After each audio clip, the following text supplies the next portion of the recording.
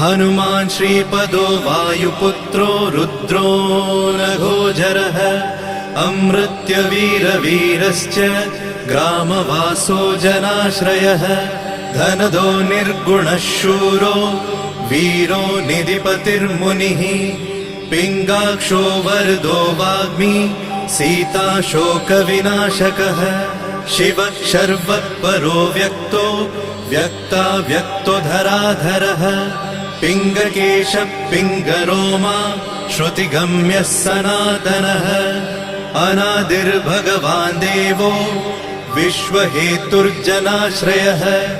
आरोग्यकर्ता विश्वेशो विश्वनाथो हरीश्वरः भर्गो रामो रामभक्तः कल्याणप्रकृतिस्थिरः विश्वम्भरो विश्वमूर्तिर्विश्वाकारश्च विश्वपः विश्वात्मा विश्वसेव्योऽथ विश्वो विश्वहरो रविः विश्वचेष्टो विश्वगम्यो विश्वध्येयः कलाधरः प्लवङ्गमः कपिश्रेष्ठो ज्येष्ठो विद्यावनेचरः बालो वृद्धो युवा तत्त्वगम्यः सुखो यजः अञ्जनासूनुरव्यग्रो